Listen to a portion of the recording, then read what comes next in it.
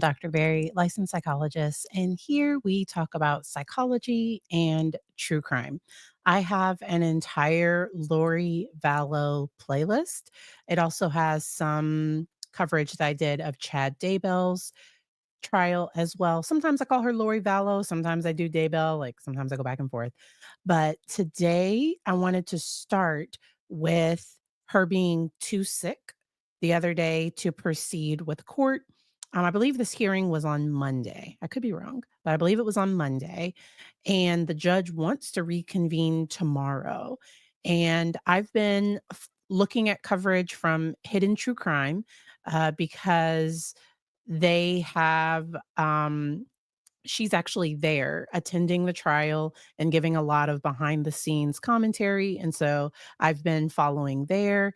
And then it's just been so much, and I completely agree that we're all questioning if Lori was really sick because somebody talked about her being dragged out of bed, but her curls were amazing.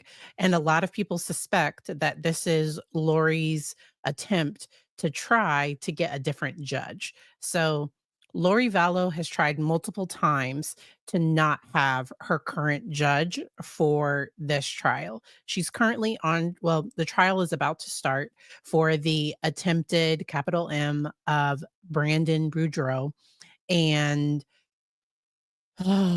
normally she wants things to go fast. She seems to be delaying things, but I think she doesn't like the way that this judge sets boundaries with her. He does a phenomenal job setting boundaries, and she even had complaints when she filed saying that he was biased.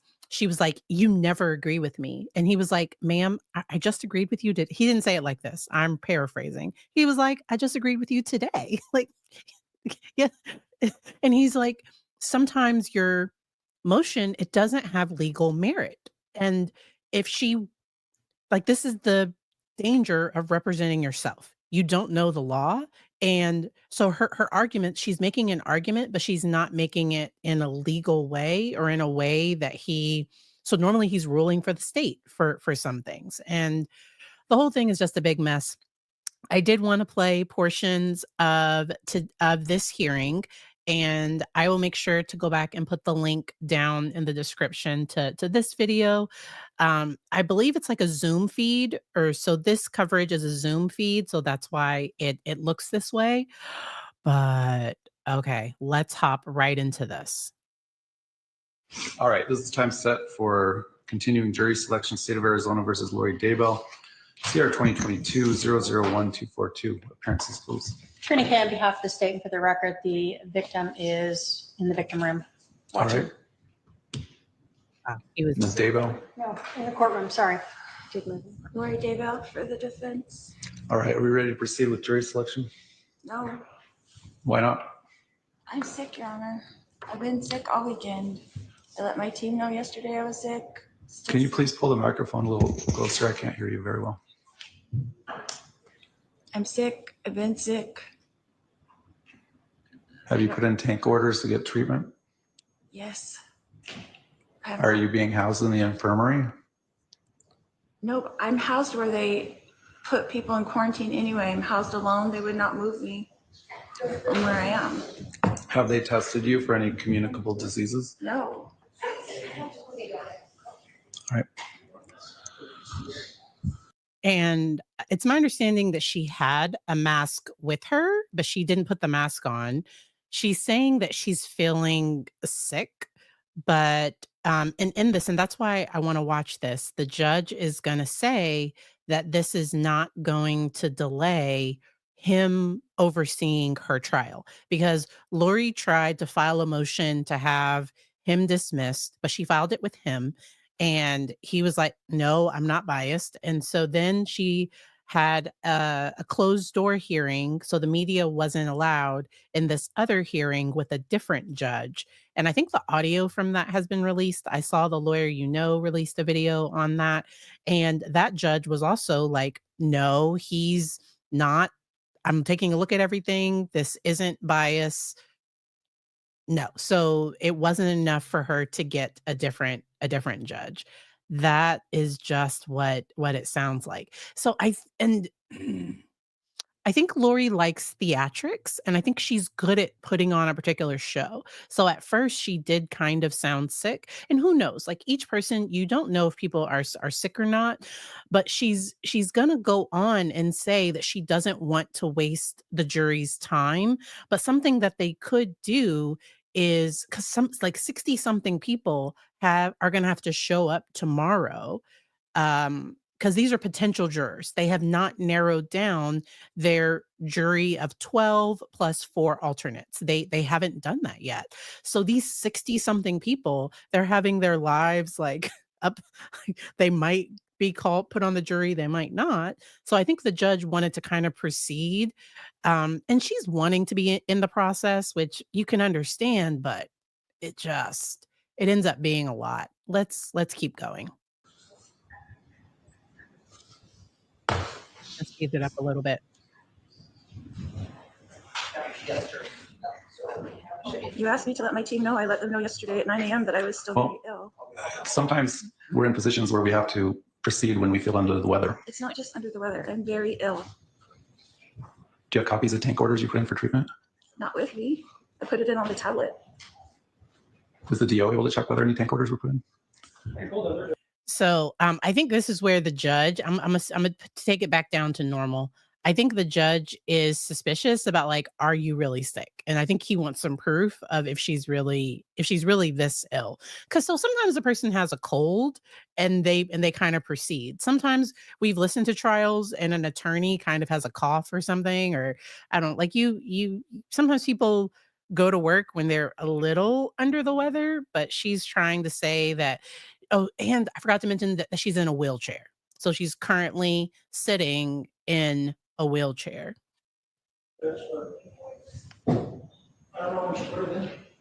What's that? I think it takes about 24 hours. They haven't even answered my tank order yet. It takes them a long time.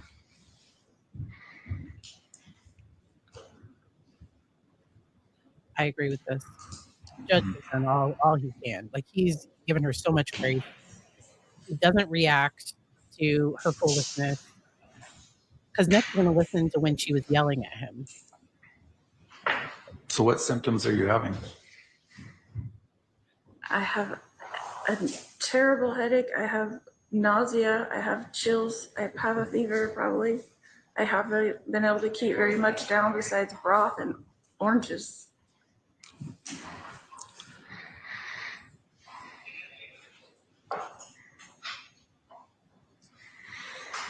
And I think the judge is just trying to not delay things.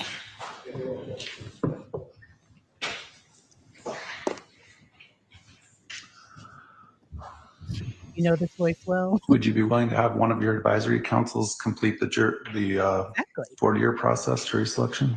That would have been a great option, just to let one of the advisory council proceed so that it doesn't have to delay things. Because maybe they just whittle it down to 40 or something to not waste an entire day. Because I think the potential jurors just got there and they're about to be dismissed. It's like, so I think the judge is trying to not, and this inconveniences the entire courthouse because the courthouse is having to screen 60 something people like this, and she's just not caring like the impact that this has on anybody else. My personal thoughts and opinion.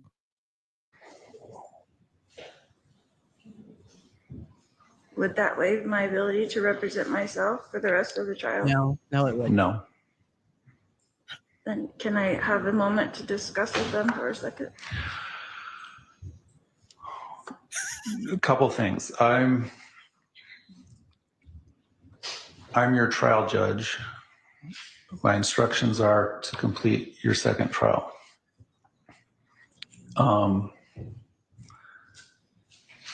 So even if for some reason your sickness worsened and we weren't able to complete this trial and had to declare a mistrial of this trial, even if this case got delayed into June or July or August to be reset, I'd still be your trial judge. I thought it was very interesting that the judge makes this point that he made the point that, hey, if you okay, you're sick. Okay. Okay. Let's say you really are this sick. Then but just know you're not gonna get a different judge. He also, because you can hear him taking breaths, which is good. It's good to use your breath to calm yourself. Bresky, yes.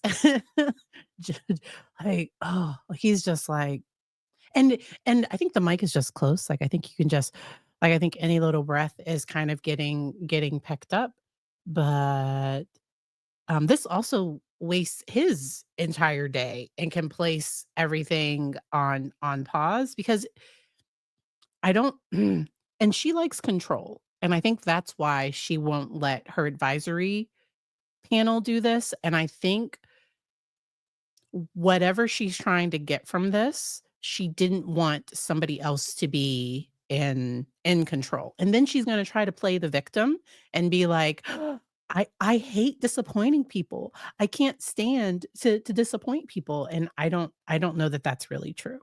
I don't I think she wants people to think that, because remember, it's what Lori says and then, like, the impact of what happens and her history and all of that. Very much giving, I need control. Is Gigi in the chat? Oh, no, multi, sorry. Somebody said hi, multi. I was trying to see. All right. So let's keep it going. Um,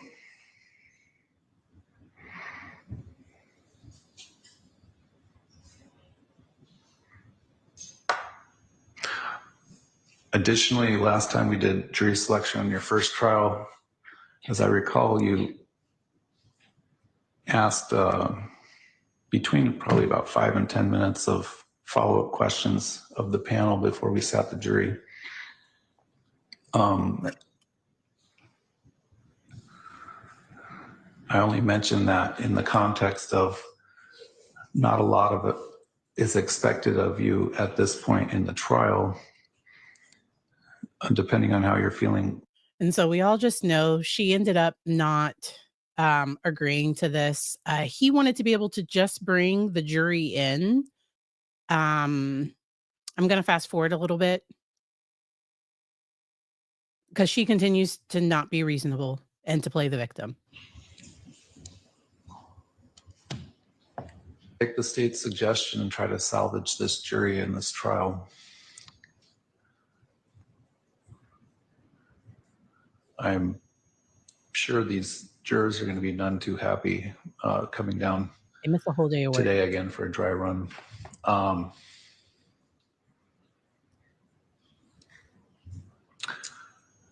Judge, I do have one other, I don't know if we're able to, and I understand this is Judge Kemp's courtroom. We can start earlier for the rest of the week and next week at 10.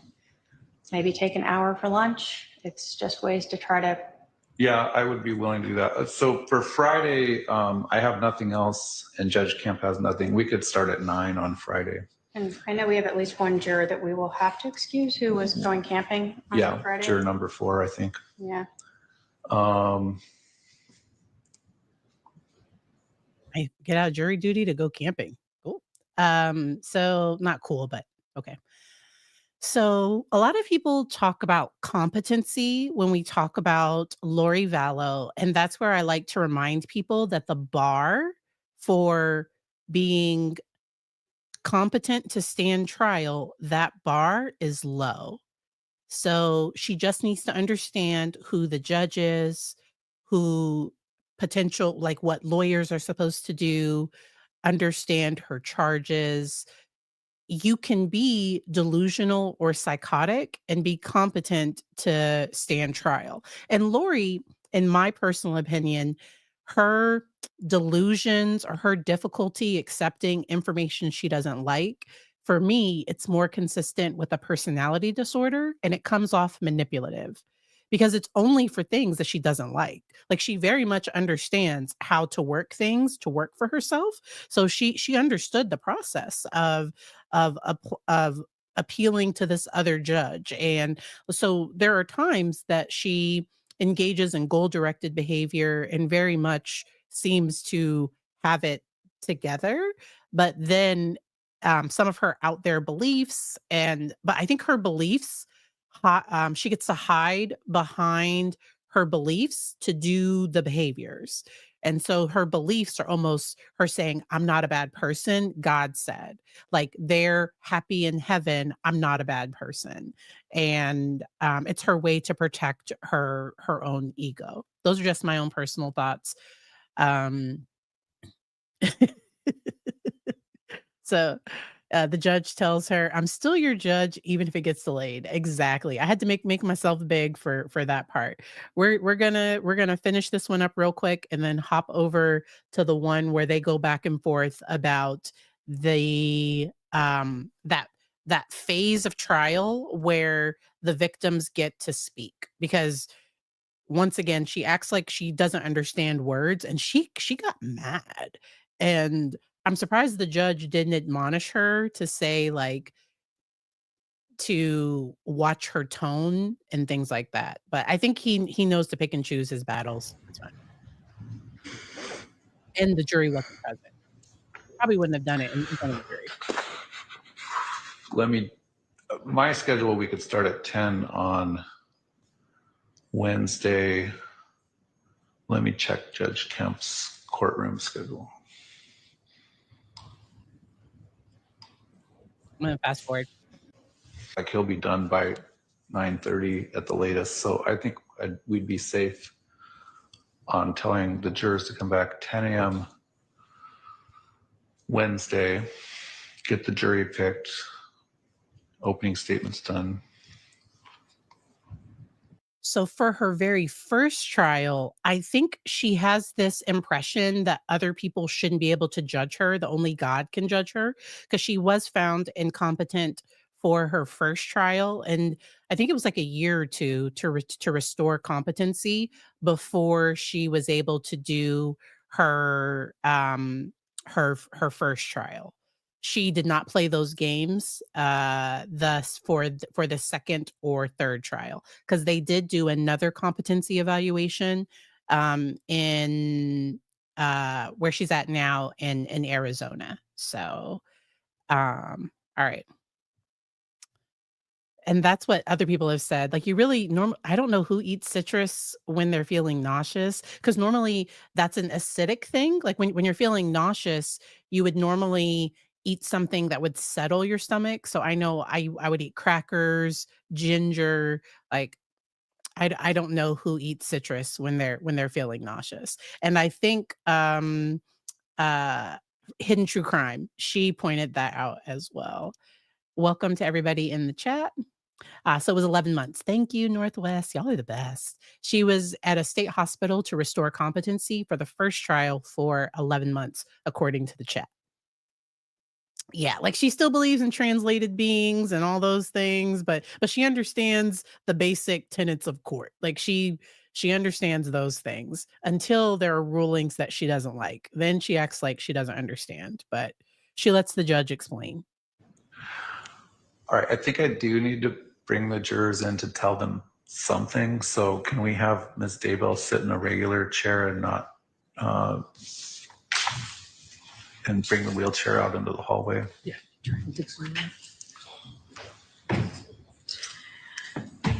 I don't think that I can even sit here. I need to go lay down. I don't understand. I don't think, last time you said it was going to be 15 minutes, it was an hour and a half where I was sitting here trying not to throw up on TV in front of the jurors. Which maybe we could, all of us leave and they could come in and just speak with you. That's fine. I've had that happen before where none of the parties are here and the court just advises that we're unable to Okay. proceed Your Honor, today. I don't know about you rescheduling this for Wednesday. It puts a lot of pressure on me to be better and ready for Wednesday. And if I'm not, I don't like to disappoint people. I don't like putting people out of their way, all the jurors and all these things, and all the pressure is on me. That's not going to help me get any better anytime soon.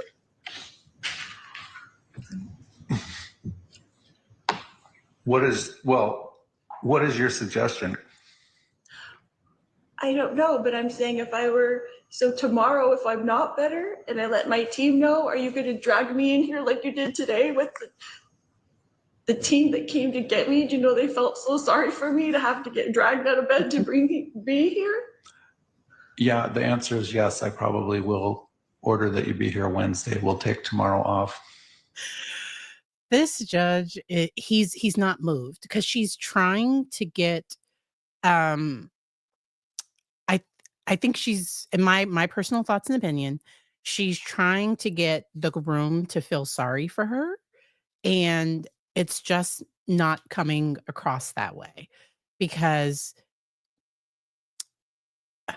I've been nauseous and I felt sick, and been somewhere where I had to sit up. I wanted to lay down, but I wasn't able to. And sometimes you just make things work. She was not being like she was just like, no. Like she wanted to go back and lay down. And she's trying to make it sound like I'm trying to help y'all out. I'm trying to help the jury out. And it's just, oh, it ends up being a lot. Because I need to confirm how you're feeling. You because you represent yourself, no one else can waive your own appearance. You're welcome to come over to the jail and come to my cell and see how I'm doing in there. All right, I'll take a pass on that. All right, with the consent of the parties, then we'll have the parties exit. I'm going to tell the jury we're going to try to get this done on Wednesday. Obviously, that depends on whether the defendant's feeling better or not. All right. So that was basically that one. Let me know if y'all have any general questions or anything. So Nightbot just doesn't like more than 2 emojis. I don't mind, okay? And I might it helps with spam comments later. I'm sorry. I'm sorry, Jermaine. It's Nightbot. All right. So now let's switch over to this hearing. Court TV posted it 2 days ago, but I think it was from last week. And this was, she didn't get her way in this hearing, and I wonder if this was the start of some of her sickness, that she didn't get her way. A lot of people feel that she's acting like a child. I've mentioned she gives off middle school mean girl vibes to me. Emotionally, sometimes she appears to regress to like 12, 11, maybe 13. And I see this question about narcissistic collapse. Let me see. Because sometimes there are terms that come up. And so this refers to an emotional and psychological crisis experienced by individuals with narcissistic personality disorder when they face a significant blow to their self-esteem or sense of superiority. It's often characterized by intense feelings of shame, rage, despair, or can lead to drastic behavioral changes. And so it can include withdrawal and isolation, increased irritability and sensitivity, erratic behavior, emotional outburst, engaging in manipulation and control. The person might engage in some type of harm. All right. So that's narcissistic. And this can happen. The causes or triggers can be loss of narcissistic supply. So I think Lori likes looking smart, and I think she likes feeling in control. And when she's not, that's when and so not having access to whoever that individual that she's gaining admiration, attention, and validation from, that can possibly trigger narcissistic collapse, humiliation or rejection, exposure of some type of fraud, loss of status or power, or relationship breakdowns. Okay. This is not a formal diagnosis. This is just language that's been developed within the counseling field. Okay. So that's not a diagnosis, but it's just a way to describe something that we can see. Okay. All right. And so she's attempting to take over the courtroom. To me, this judge is setting great boundaries. I don't think she's succeeding. So a person can attempt to engage in manipulation, and the judge is still going to set boundaries.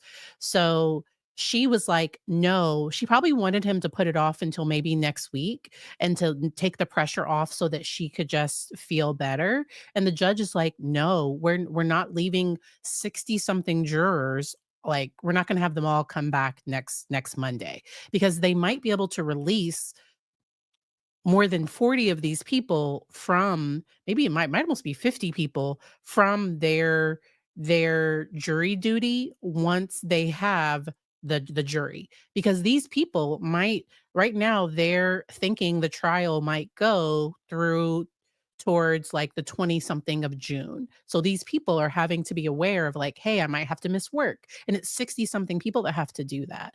And individuals with narcissistic personality traits, they often struggle with empathy, understanding something from somebody else's perspective. So Lori is wanting everybody to feel sorry and bad for her and for her to be the victim. And yet she's not understanding the judge is thinking about the jurors. He's also thinking about Lori and her trial and all those things. Because with jury selection, her lawyer, her advisory counsel could probably do a really good job screening the jurors just in case she really was that sick. Um, how do you live with somebody like that? So there is, and I'm not laughing because it's funny. So I work with a lot of people that are sometimes not able to get out of a situation like that. And if they're in that situation, first it's helping the victim so like the person, so there's the individual with narcissistic traits or the antagonistic person, and then there's their victim of their emotional psychological harm. And I try to help that person understand how to maybe gray rock. So gray rock is not feeding them back and forth, because I think Lori would actually want the judge to go back and forth with her. I think she would want him to have some type of emotional reaction, or like I think she feeds off of chaos and drama, and the judge is just, I'm not about that life. The judge is trying to live his peaceful life. And sometimes we can't always gray rock. Sometimes we have to yellow rock. So yellow is maybe giving a little bit of emotion. So the judge might have said, "Okay, I understand that you're sick, and I want to make sure that we're accommodating everybody. I'm still going to set it for Wednesday, and you communicate with your team, but this is my plan for how we move forward." So because Gray Rock is really not acknowledging much at all. It's really staying flat. But yes. And then some people do realize that they're in an unsafe situation and they do have the ability to leave. And that's when sometimes we talk about post separation harm that can happen, because the most dangerous time in relationships that are physically, emotionally, if it's not a safe relationship, the most dangerous time is when you choose to leave. It's my belief that all relationships, that I should choose to be in a friendship. I should choose to be in a marriage. I choose. So I'm not with my husband because I have to be, because I don't have any other choice, or I don't know. Like I it and it's I'm just I love romantic comedies and stuff, or I love um rom-coms and everything, but sometimes the "I need you" can get a little unhealthy sometimes. I think the safest relationships is when I want to be here. And when sometimes I stay on those difficult days where I'm like, but like I deep down I know I love the person, and I'm here. And so that is all of that. All right. This judge, I think he might be one of my new favorite judge. So Judge Kranek is one of my absolute favorites. The way he breaks down the law, I learned so much from him. This judge is going to do a similar thing. And so I think Judge Boreski and Judge Kranek are like neck and neck for two of my favorite judges. And so this is this hearing, and let's go. Aggravation phase from And sorry, if it sounds, let me know if I need to adjust my volume at all.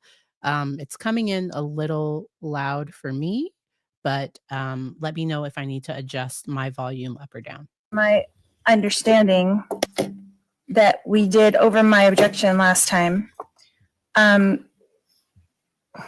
Well, we actually didn't do an aggravation phase. You Well, I Admitted- stipulated to it. stipulated to it. Correct. But in adding it to, at the end of trial, a whole guilt phase for aggravators, my understanding is that in January, the state filed their motion, the state's allegation of aggravating circumstances, right? And then my understanding is that that can be brought to the jury during guilt phase. And so, but it hasn't been brought to them yet because it's after the indictment. So it needs to have probable cause hearing, which is the 13.5 hearing. So we need to have a probable cause hearing so that we can add that to the guilt phase. And that's something that gets taken to the jury after probable cause has been. Her advisory council has probably told her that no, this isn't something that she has to. Her advisory council has probably tried to explain this to her, and she's like, no, I want to say this to the judge. I think this is something that she wants to ask for. But I think most lawyers would understand that no, for the penalty for that aggravation phase, that there doesn't have to be this separate probable cause. Found for these aggravators that are alleged. I think you're referring to the rules for capital cases when there's aggravators filed in death penalty cases. Correct. You're entitled to a probable cause hearing depending on the aggravator. This is not a capital case. I know it's not a capital case, and in normal capital cases, you don't have an aggravation phase either, right? Only in a capital case. Actually, you have a guilt phase, and then you have a mitigation aggravation phase. Actually, have a guilt phase, an aggravation phase, and a penalty phase. Right. If the aggravators aren't found as a completely separate independent hearing, then there's no penalty phase. Now, the prosecutor does give Lori a few looks, like she does, like kind of like a teacher trying to put somebody in their place. But she's the prosecutor; she can do that. So with the statute for this charge only being the one statute, what are you getting out of the aggravation phase? I don't understand. Well, first of all, the jury in the initial phase doesn't determine whether or not it's a dangerous felony, which they need to find. And then the aggravators, I think the state has a right to attempt to prove those to the jury, to offset any mitigation or to be weighed against mitigation at your sentencing. And isn't that normally put together with the guilt phase? Like they would have that on the back page where it says the aggravators and the guilt? No. So are we going to have a whole nother aggravator phase in this case? Yes. If the jury finds you guilty of the charge and the state wants to proceed with aggravators, yes. And so we do not have to have a hearing to determine if there's probable cause for these aggravators? No, They're just alleged aggravators. correct, And the grand jury never found probable cause for them. correct. So you're saying that if the guilt phase goes through and they find you guilty, then you have an aggravator phase added to that. That's what I said. So that was classic gray rocking. Question, yes.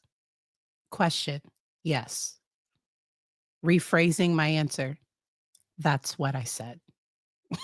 Like, so there's no emotion. He doesn't sound frustrated. He doesn't sound like he's just like, yes, like he's being flat. And she's gonna keep ramping it up. She's gonna keep asking this over and over. The judge does a really good job explaining everything, and so, like I said, I learned something about the law in Arizona that I wasn't aware of with this. But Okay.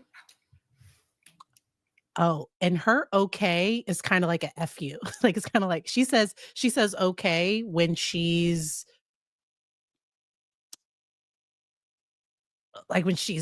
okay, but it's kind of like I don't agree.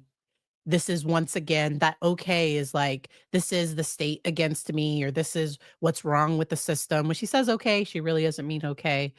I do a similar thing. So I can definitely see that, but we're gonna keep going.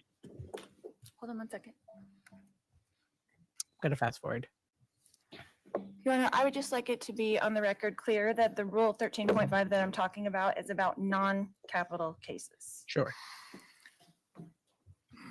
Okay.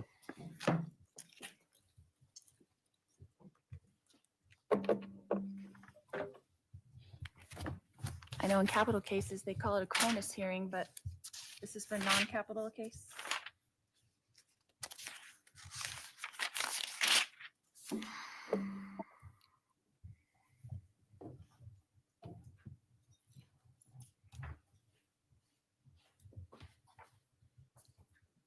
I used to fake an injury for track and field when I didn't want to run anymore.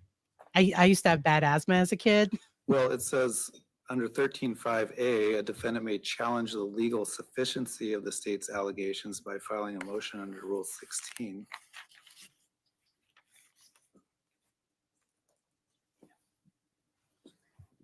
The judge went back and read the law.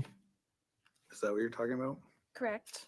It doesn't say you get a probable cause hearing regarding the aggravators.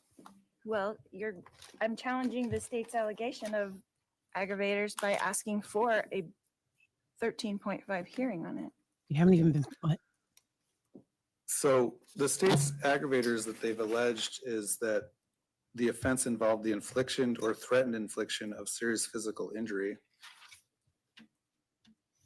The offense involved the use, threatened use, or possession of a deadly weapon or dangerous instrument during the commission of the crime, specifically a gun. The offense involved the presence of an accomplice. The offense caused physical, emotional, or financial harm to the victim, or if the victim died as a result of the conduct of the defendant, caused emotional or financial harm to the victim's family. The next one is the defendant was previously convicted of a felony within the 10 years immediately preceding the date of the offense. All right. And so I love the chat because I heard that the judge recently set some more boundaries with Lori. I hadn't been able to watch Hidden True Crimes update on that. Y'all can let me know in the chat if the judge has recently declared that he's going to do his rulings in writing, the pretrial ones, because she seems to want to go back and forth and argue. What do people with this personality disorder end up doing when they ultimately don't get their way? So that they can be upset. And then they often play the victim. So Lori is not going to admit that maybe an attorney might have represented her better. I think she's always going to stick to the fact that to her fact that she was the best person to bring the case and to defend herself. And I think she's going to be proud of what she did. I don't know. But like she's always gonna think it's a conspiracy against her and she's not going to admit her role. Those are just my personal thoughts and like just from watching her behavior and seeing things that she's done. We also know that personality is a spectrum. So there are people with narcissistic personality traits and then there are people with narcissistic personality disorder. So narcissism is a spectrum and she also, in my opinion, appears to exhibit some histrionic traits as well. And I believe that that was found during one of that diagnosis came up in her sentencing, I want to say. I think it was her sentencing for her first trial that particular diagnosis came up. And that's her wanting to be the center of attention, her need for and then her trying to her being very stuck on her appearance and more than just normal. So I think she really wants to look good in front of the jury versus focusing on her defense. Like I think she might spend more time on her hair than she might spend on like she might do a good job preparing for court. I don't know. But like she's going to make sure that her hair is the way that she wants it. But I do think that her consequence, so she is serving 2 life sentences. No, 3. Sorry. I think it's 3 life sentences and then she still has not been sentenced for the for Charles Vallow. We're waiting on sentencing for that one. And so she did F around and find out. She did. She really did. And I think this judge is doing a really good job um, focusing on this. Yes, this was from last Thursday. All right, this was from last week. All right. And so they're going to go back and forth. I want to get to the part where she gets a little, because she just will not get off this aggravator thing, and she is just going to argue with him back and forth about it. And this is probably why he said that he doesn't want to go back and forth, and he's going to issue his the rulings in The writing. difference between an aggravator and changing the charge that you're charged with. If the state were to change the charge that you're charged with, for example, if they changed it from conspiracy to commit first-degree murder to conspiracy to commit second-degree murder, there'd probably need to be a new probable cause. Correct. Secondly, as to the allegation that it's a dangerous offense, the grand jury did make that finding because that allegation was included in the indictment that it was a dangerous offense. So there has been probable cause as to the dangerous factor. Okay, if that is the case, then why isn't that found in the original guilt phase as opposed to having a whole nother aggravation phase after that, as if it's a capital offense? Because there's one statute, Well, there's one sentence, there's no arguing the sentence, and if it's already a dangerous crime, then there's no reason to have an aggravator phase. What do you mean there's no arguing and there's one sentence? I don't understand what you're saying. There's one sentence for the charge. There's only one sentence for this charge. And if it's already classified as a dangerous charge is what you're telling me, right? Because it's conspiracy to commit first-degree murder, that's a dangerous charge. The jury has already found that it's a dangerous charge. Then what is the aggravator phase finding?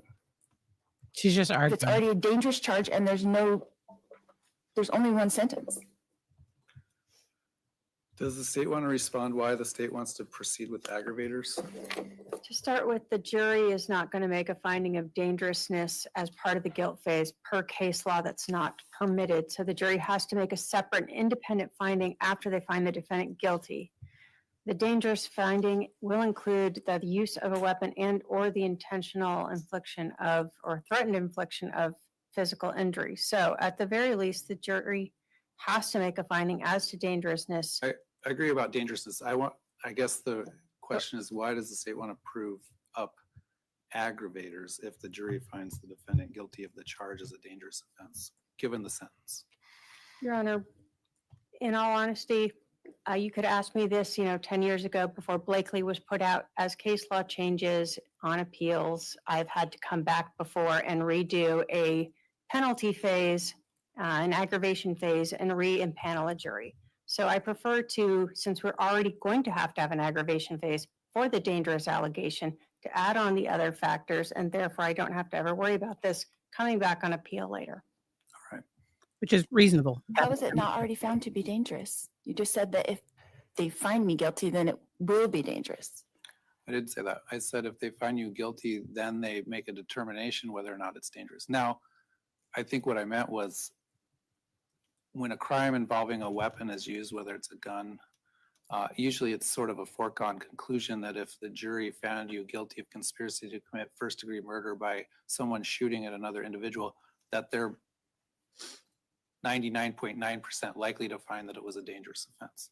But it's something the jury has to do. Right, but usually aren't aggravators for sentencing? Oh, and so they just keep going back and forth. And once again, like, it's not that she doesn't understand, it's just that she's not getting her way. And so she's refusing to just say, okay, and just stop it. Like, she's continuing to engage in the back and forth. And I also wonder if some of this was to try to instigate him a little bit.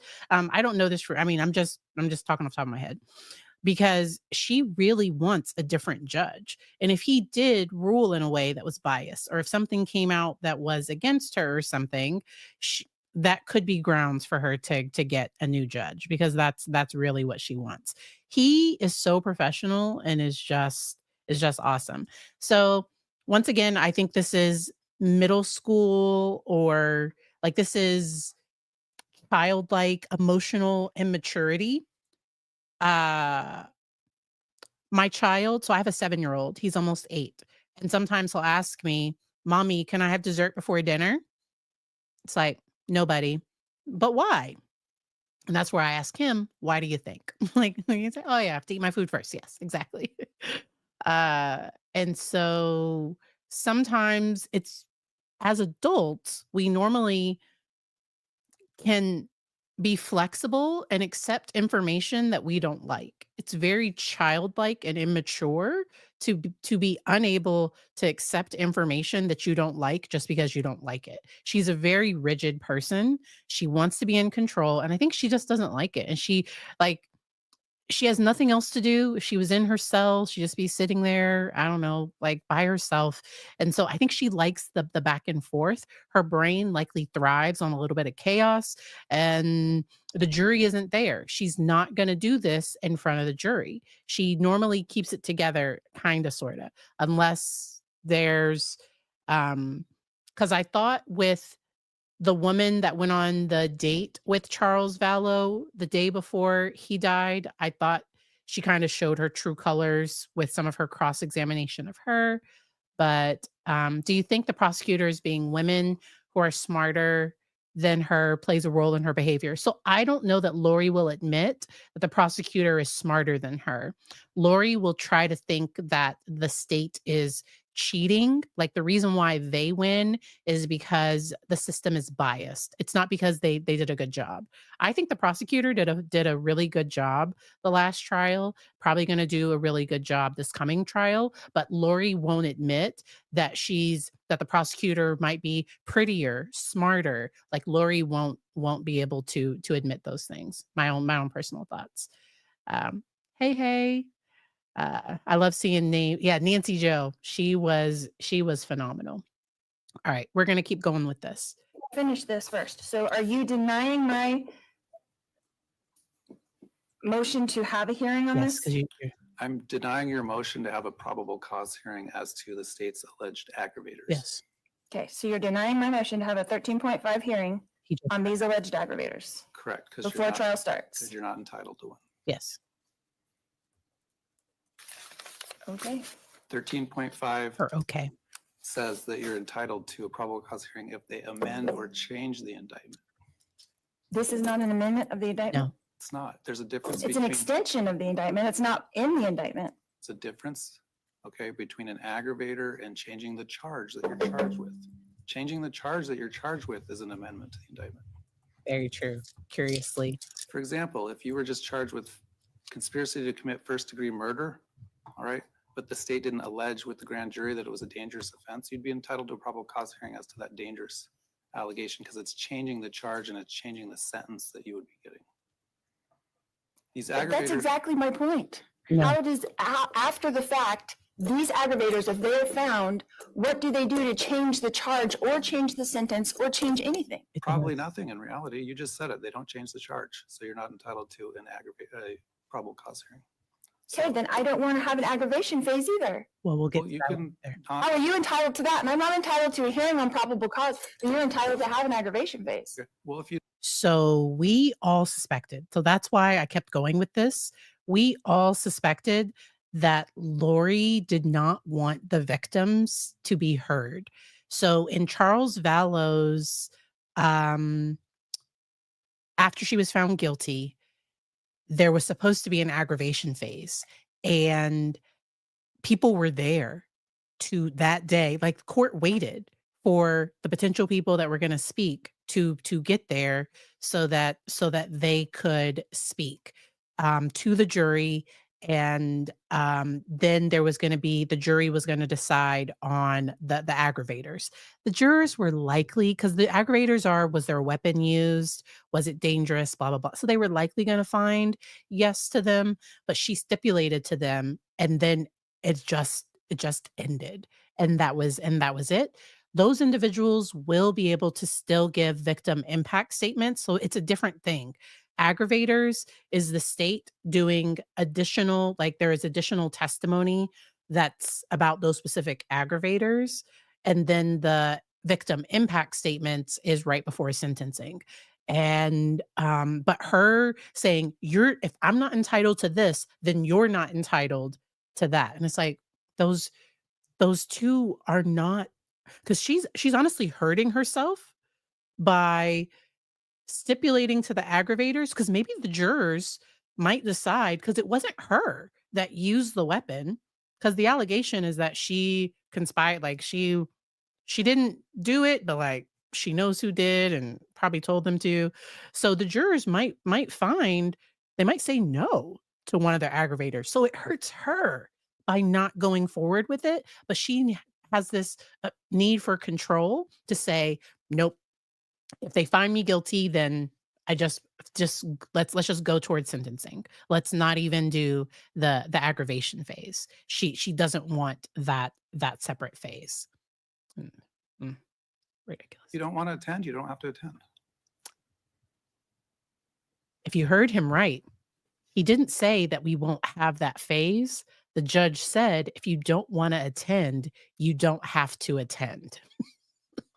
That's not the same thing as we're not going to have it. Now she would have to stipulate. So if she is found guilty for this next trial, and if she does stipulate again, but if she just throws a tantrum and says, I don't want to be here, then she can be excused, and the jurors will hear from whoever testifies to the aggravators, and then the jury would decide. What else? What else?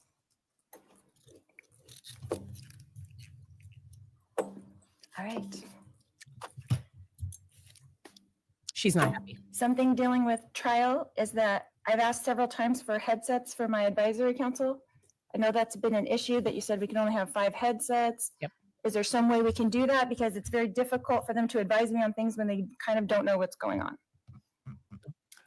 If you need a break to consult with your advisory council, we can do that. I can only give so many headsets.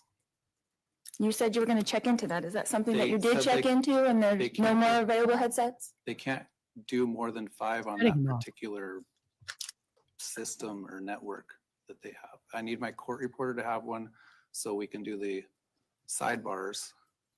The state's only getting 1. I get 1, so that leaves 2 for you. Whoever you want to have besides yourself, you can choose one of your advisory council or your paralegal. But you're forcing me to choose between Forcing me. the people that are helping me? Sure. Okay. Technically, I don't know I even have to do that. You represent yourself. You're considered your own attorney. You don't even have the right, the right to consult. I shouldn't say that. You have the right to consult with them, but it's not a necessary thing because you are acting as your own attorney. You're expected to proceed as your own attorney. They don't have an affirmative duty to even give you advice under the case law for being an advisory council. The fact that they do It's nice. is probably helpful to you, okay? But you chose to represent yourself. It means you are supposed to act as your own lawyer. You appointed them and assigned them to me. I did not ask for them. So Okay, argumentative. yeah, I did, in case you decided not to represent yourself so they could step in at trial. Okay, well then is an alternative that we could do sidebars at the bench so that they could be involved during I that think it time. depends on the complexity of the question. If it's a simple jury question that, like, for example, can we have a copy of the police report? The answer to that is always no. So I think I'll have to take it on a question by question and issue by issue basis. So if it's an issue where we need everyone at the bench, yes, we can do that. And so that was big, because right now she's not allowed to go up to the bench because she's the defendant. So, or maybe what he's saying is the lawyers can come up and maybe she has the headset or something. Maybe that's, but to me that was vague, because she should not come up to the bench because she's the defendant. So maybe he means the lawyers will go up. And yeah, exactly. Also the 3-time, well, maybe 4, she's also multiple capital M's. Ugh. Yes, she always feels she has to get the last word, And she likely will give some statement that talks about her innocence and that, similar to what she did at her first trial.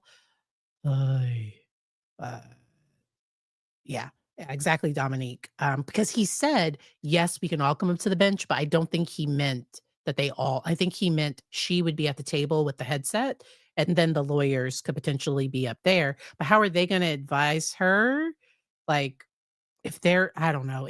That's confusing to me, but, ugh. And also,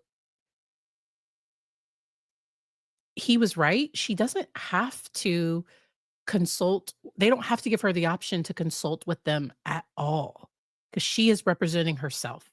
They were kind and appointed her advisory council just in case she decided to step off the case at any point. His patience, like I couldn't be a judge. I wouldn't want to be. Now, as a therapist, when people are coming for help, I I I have a non-judgmental approach, even with Lori. So judgmental just means, well, I might judge her character a little. I don't know. I try to be non-judgmental. That's why I could never be Lori's therapist. Never ever. I don't work with certain types of cases. Um, and yes, I agree with you, Dominique, that she's not listening to the answers. I think she just wants to argue. I think that was what happened. We have like 2 minutes left. But if it's a simple, quick response that we can do with the headsets, we'll do that. Okay. Okay. That high pitch, okay. I have one more issue. Go ahead. Okay. Seeing as how things went in the last trial, You were my confused. question is, what does the state intend to bring in from Idaho so that I can prepare my questions without being accused by you of opening the door? How can we avoid that when almost every witness has testified in my Idaho trial? And I don't want to be responsible for doing that. So how are we going to handle that? It was easy. Well, I will tell the prosecutor to make sure a caution is given to each witness that no matter what the question is, that witness should not think it's a question that would require an answer about prior testimony or prior proceedings. State agrees, right? Yes, Your Honor. I guess they can be further advised that if they think you or the state is asking a question that calls for that sort of answer about prior testimony or a prior proceeding, that maybe we should take a break. And because I remember the prosecutor asked a general question to Kay that might have opened some other doors. And I think Kay asked a clarifying question.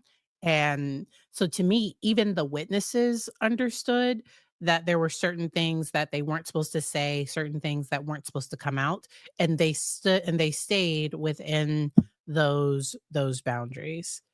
Um, mhm. Witness, I saw your question. I saw your statement. It's funny. All right. Okay, All right. Anything else? that was it. All And right. then We'll see everyone. like that high pitch, that was it. Like she has just been that was it. And to me, that was pretty antagonistic and back and forth in a way that was passive aggressive, at times possibly. It might have even been passive because to me, she was arguing with him back and forth, and he's the judge. When you don't like the judge's ruling, you don't get to argue with the judge back and forth. That's just not how those things work. Um, mhm.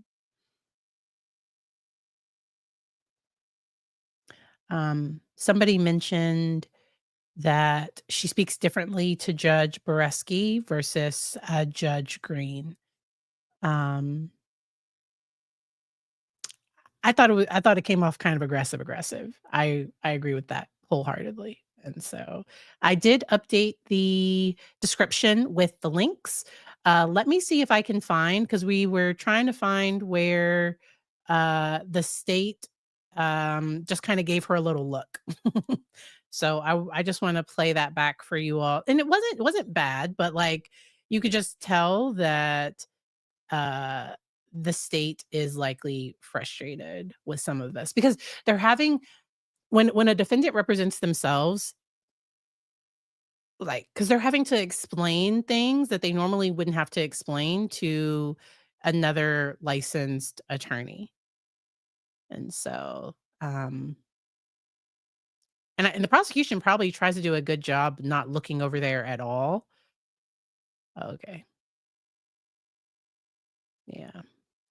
Let me see if I can find it. I think it was closer to 9 minutes. Let me know if y'all have any general questions. Let's see.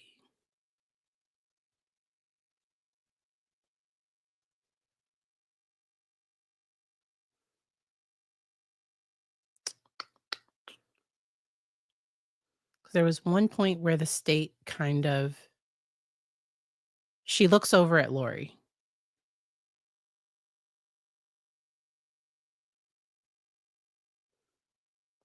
The preview isn't letting me see it. All right, I can't find it. Put the timestamp in the comments if you find it. Everyone would love to see it.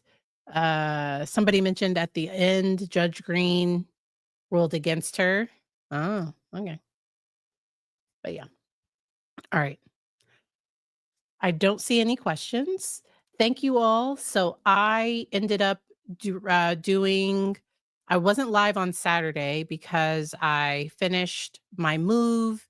I was so exhausted that, because I normally do a family Zoom on Saturday nights, because the whole family hops on and because the family is spread out across multiple states. And so we normally hop on then. I was tired. I was all peopled out. And if you want to see the new office, I have a short listed. I have a few different shorts with the process. And so y'all can feel free to check that out. Um, Let me see. I would play it here, but there's music. So I'm not gonna worry about that part. I'll probably play it on Sunday. The Office is absolutely amazing. I loved being there full time yesterday. I work from so this is my home office. You can tell by the picture behind me. My work office has a big just a white tree, and then this one has I think they're cherry blossoms. Um, yes, and so thank you to everyone here. Question, yes. I wanted to know what you thought about how she has her jumpsuit pulled down, trying to look flirty. And that could be some of the histrionic. So I think she likes to look sexy. It reminds me of Sarah Boone she kept getting written up for trying to make her pants and shirts tighter and smaller. Um, and so I think she attempts to use her body to get attention. And individuals that displays traits like Lori, they likely do have a valid history of trauma. The problem is when traits that developed that helped a person adapt in an unsafe situation when those traits continue into adulthood. So I work with people with borderline personality disorder. I've worked with people that had histrionic traits. Often the ones with histrionic traits, their families often didn't believe them or they engaged in really big behaviors to be seen and to get help. And one of the biggest things that we do in treatment is helping them realize that I see you even when you're just sad. Like it doesn't have to be the worst day ever. And that the emotion, I see it even when it's small. And so, uh, and once again, trauma doesn't justify future behavior. It just helps me understand. So, as a clinical psychologist, I try to understand how did we get here and how can we help people along the way. So, with borderline personality disorder, there is this fragile sense of self, and individuals often engage in the way that the individual might seek attention might be emotional outburst. It might be harm or threats of harm, and it's really big emotions. Ooh, my bad, sorry about that. It's really big emotions. With histrionic personality disorder, both of those are cluster B. um both of those are cluster B personality disorders. And with histrionic, it's more about attention versus a fear of abandonment. And so it's attention by any means necessary. With borderline personality disorder, there's this real big fear of abandonment. With histrionic personality disorder, there's often this flamboyant, very big expression um, of themselves. And but with borderline personality disorder, the sense of self can frequently change. The person might feel hideous, they might feel great. Just kind of depends on the status of of their close relationships. Both conditions can have intense emotional instability, but with histrionic personality disorder, the emotions can be very shallow and shift quickly. Whereas with borderline personality disorder, the emotions are often felt deeper and often more intense. So for longer periods of time, and the emotion is often like very, very deep. Um, and that's where, to me, sometimes you see Lori moving in and out of emotions very, very quickly. So it's like she's talking about feeling so sick, but she's moving in and out of that sick feeling to trying to get attention, as wanting to be a victim, and all those things. And so, and then you normally see self-destructive behaviors with BPD. All right. I love helping explain those things. As I mentioned, both are within cluster B. Do narcissists and other people with personality disorders get a dopamine high from arguing? So instead of talking about it from those things, let's talk about people that have their brains thrive in chaos, because I've seen that with individuals that aren't diagnosed with personality disorders. So there are some people that thrive on a back and forth and chaos. When things are quiet and peaceful, they might actually get unsettled, because maybe in childhood when things were quiet, maybe that's when something bad happened, or I don't know, like their brain just got used to things constantly being chaotic and constantly being bad.